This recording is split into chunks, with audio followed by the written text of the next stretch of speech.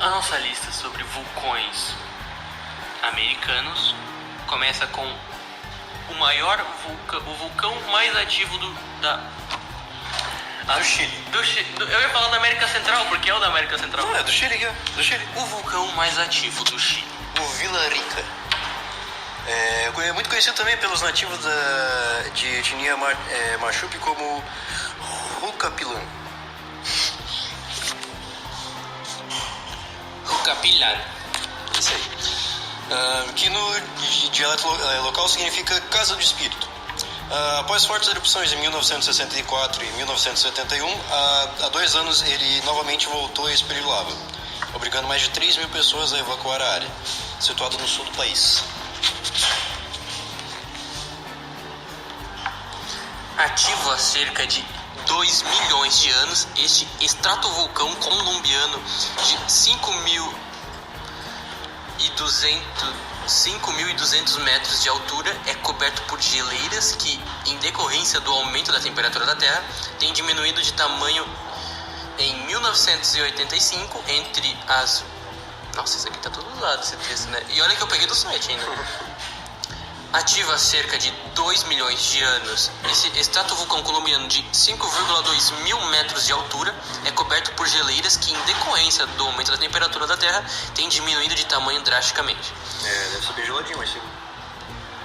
Em 1985, entre as 25 mil vítimas de uma de suas maiores erupções, estava a menina Oimara Sanchez, que depois de infartar após 3 dias presa aos escombros, protagonizou aquela que é considerada uma das fotos mais tristes do século XX.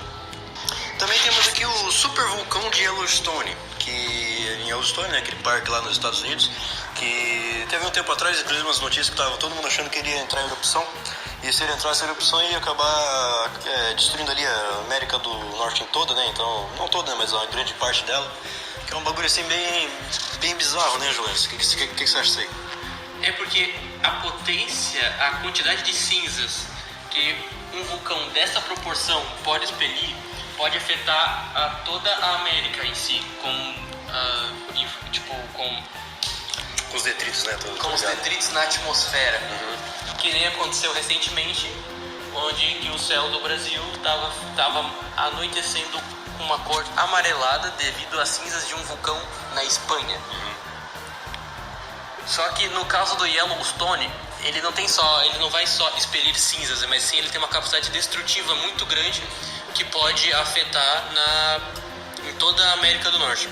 Inclusive, né, Juliano, a última erupção ali que teve do vulcão do Yellowstone aconteceu há cerca de 6 mil anos atrás, tá ligado? Um tempinho aí relativamente grande, pra nós, pelo menos. Segundo algumas estimativas aí que tem por aí, tá ligado? Teve uns estudos realizados que já sabem mais de 2 atividades anteriores a essa, ocorridas há 1,3 e 2,1 milhões de anos, respectivamente. Interessante ressaltar aqui que, ao analisar vulcões, tudo que nós sabemos, todos os vulcões que nós temos hoje em dia que estouram ou são inativos, dá para tirar informações deles. Que nem que em 1970 e poucos, um vulcão também dos Estados Unidos, que ficava no centro de um parque, que ele era considerado praticamente o Monte Fuji americano, que era um lugar onde as pessoas iam passar férias e acampar e coisa assim. Que era considerado inativo, começou a criar um calombo no lado da montanha. E esse calombo foi sendo estudado, até que em certo momento esse calombo estourou e ele causou a primeira explosão horizontal registrada na história da humanidade. Onde o caroço estourou totalmente, a lateral do vulcão foi toda destruída. Só que como ele não estourou no cone, ele estourou na lateral, a explosão não foi para cima, que nem a gente conhece, que explodiu para cima, vai acertar a atmosfera, não tem problema. Nesse caso, ele pegou na lateral toda, ou seja, todas as árvores do parque onde ela tinha, de montanhas, tudo, que estavam a centenas de quilômetros, foram totalmente arrancadas.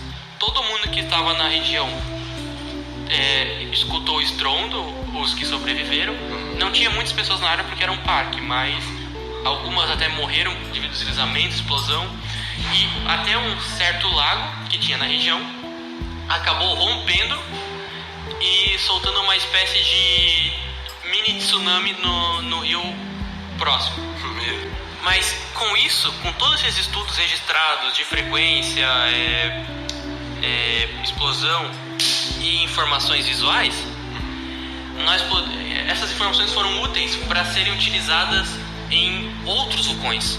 Por exemplo, um outro vulcão, que agora eu não me lembro se era na África ou na Ásia, depois a gente tem que pesquisar, que tinha um vulcão na ilha e começou a acontecer um fenômeno parecido. Ele, além de ter ficado ativo, ele começou a produzir um calombo. E o vulcão, ele ficava muito próximo, só alguns quilômetros da capital da ilha, que era uma ilha. Uma espinhona, né, no meio da montanha lá. E como eles tinham a informação disso, o vulcão estava totalmente inativo. Ele é bem inativo comparado aos outros. Então, na maioria das, se a gente não tivesse tido esse acontecimento antes, a gente não saberia que em algum momento ele poderia explodir aquele calombo e estourar. Só que como a gente tinha experiência, as pessoas foram lá, avisaram, falaram que aquilo era uma explosão horizontal e toda a ilha foi evacuada. E alguns dias depois, o calombo estourou e toda a cidade foi coberta por cinzas. Pois é, isso é louco. Agora tem aqui, né, uma outra pergunta que tem risco de do Yellowstone entrar em erupção? Ao contrário do que se imagina, Gelane, o supervulcão de Yellowstone ainda não está adormecido, mas ele não está em plena atividade também. Quer dizer, ele está em plena atividade, ele não está dormindo ainda não, está lá acordado. Então, assim, no entanto, os intervalos entre suas erupções, considerados breves em termos geológicos, são muito longos em termos históricos, ou seja, o último foi ali, né, há 600 mil anos, e antes disso você viu que foi há 1,3 e aí mil anos atrás, que é ou seja, dobro mais ou menos, né? Se baseando nos intervalos de explosão, a gente tem mais uns 600 anos ainda, 600 mil anos. A gente tem muitos anos ainda para se preocupar com uma coisa assim. Mas uma coisa a se considerar é que, por exemplo, vulcões geralmente ativos, que ativam com frequência, são mais fáceis de prever, porque a gente sabe que eles estão ativos, então as pessoas têm mais cuidado e tal. E até também, porque se um lá que tá dormindo do nada só acordou e assim, do nada ia ser, não tem como prever, né? E também por eles estarem sempre expelindo matéria, isso ajuda eles, não é uma coisa acumulada que estoura da noite pro dia. Então ele acaba tendo menos força também, né? Tá aí, Angelane, tem mais um aqui, né, que é o Puyehue. A gente não chegou a falar disso aí não, né? No Chile, o vulcão Puyehue. O vulcão Puyehue faz parte do complexo vulcânico de Puyehue-Kondo Caule. Corrigindo a minha nomenclatura errada, é Puyehue-Cordon Caule. Na Cordilheira dos Andes, no sul do Chile. O complexo de Puyehue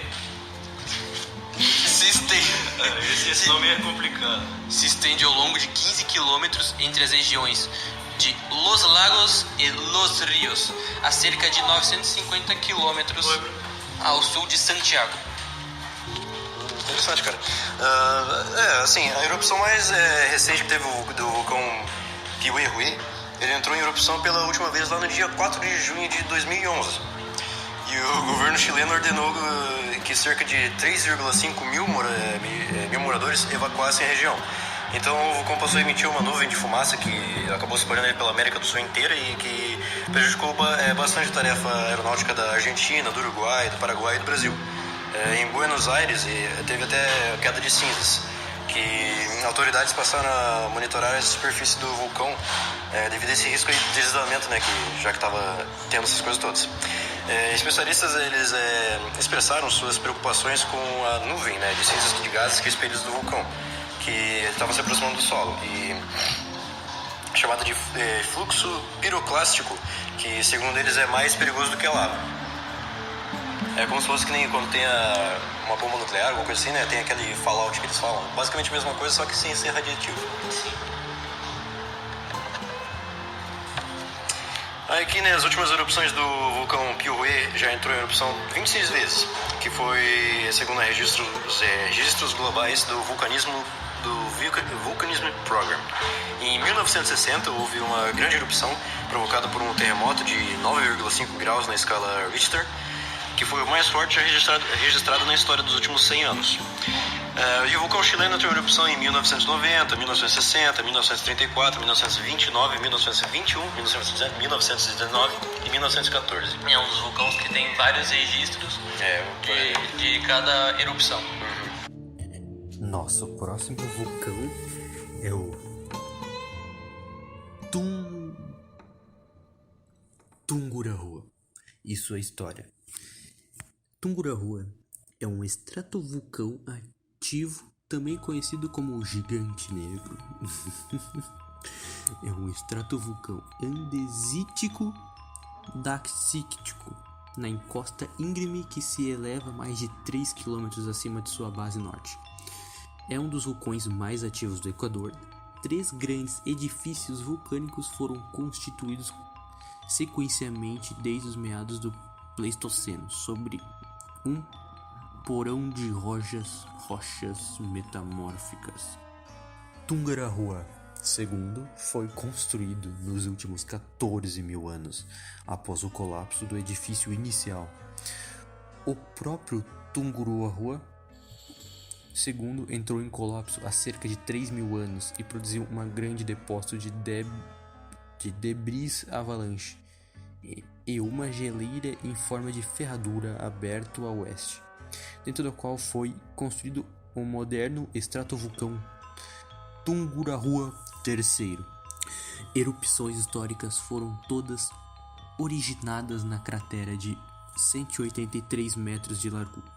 Eles foram acompanhados por fortes explosões e às vezes por fluxos piroclásticos e fluxos de lava que atingem áreas povoadas na base do vulcão.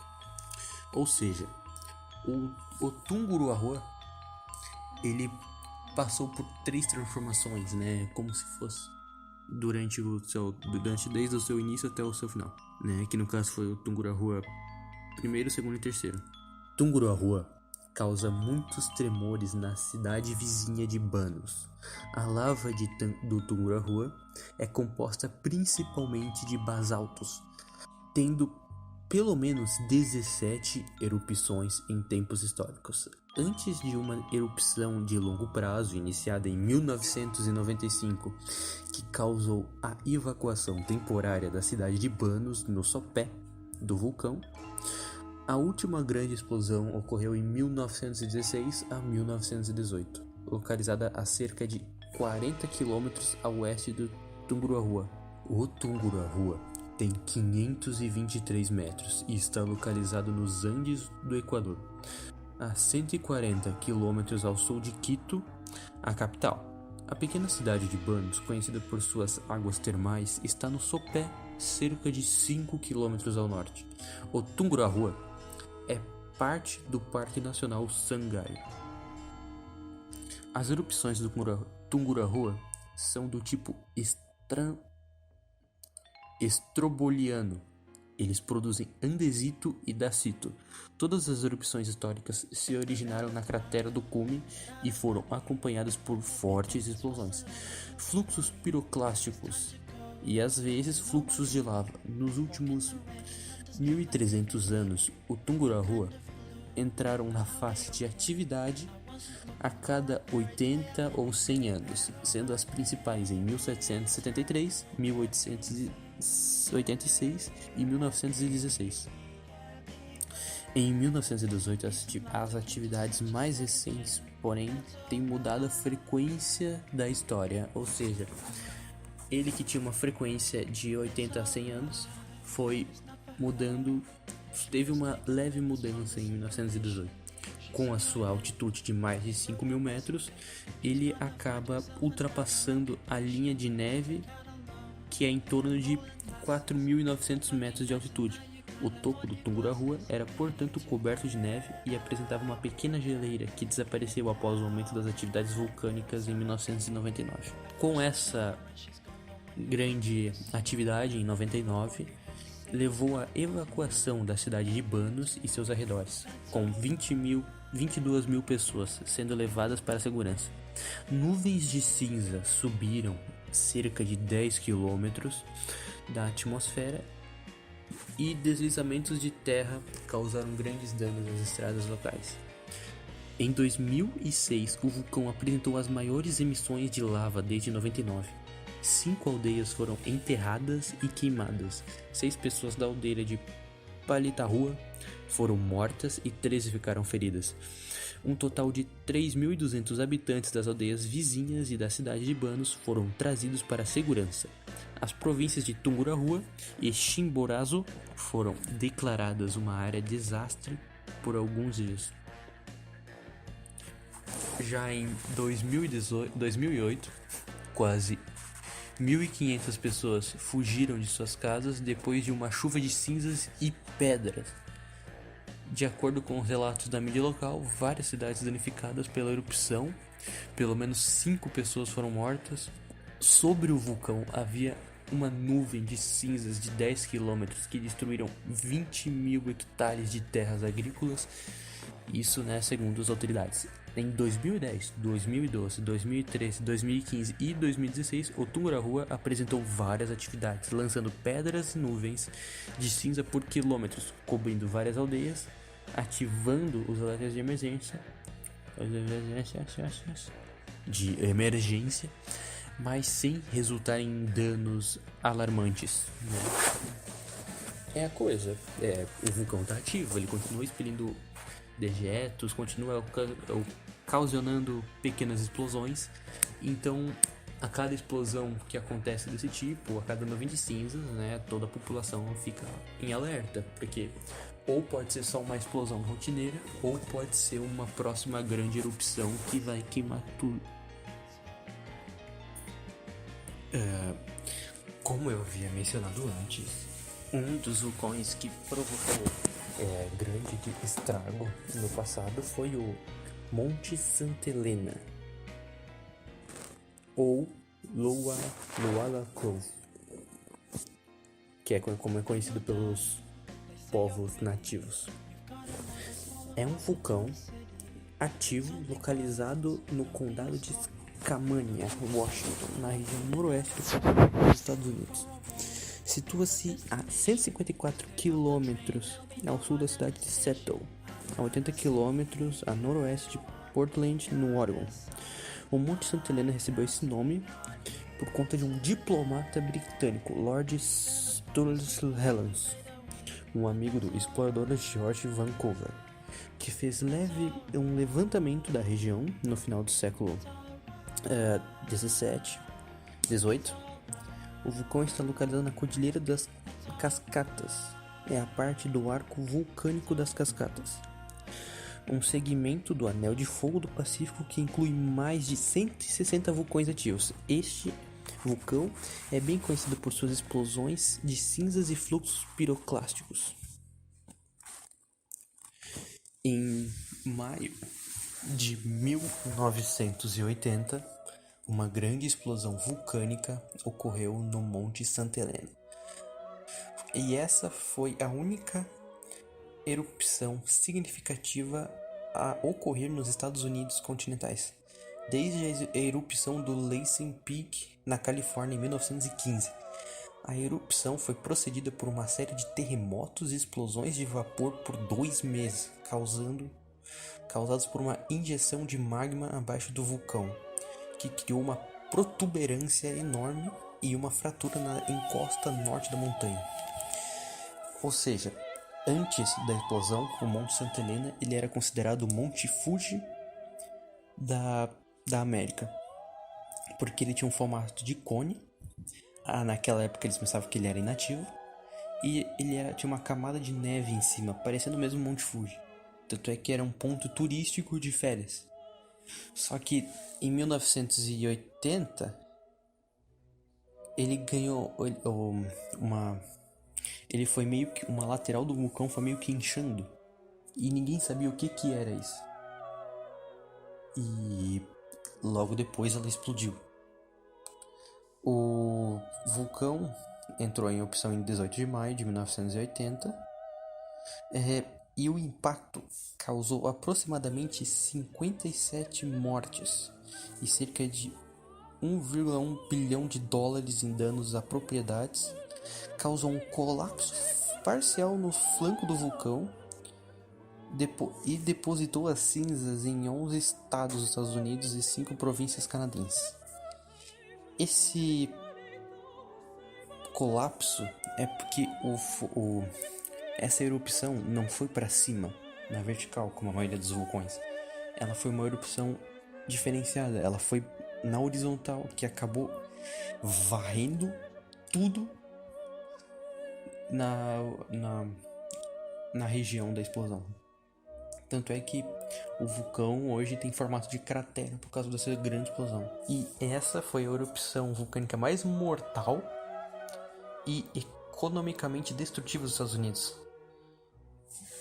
Que, por causa dessas 57 mortes e por conta da explosão de 200 casas, 47 pontes e 24 quilômetros de ferrovia a 298 metros da estrada foram destruídos.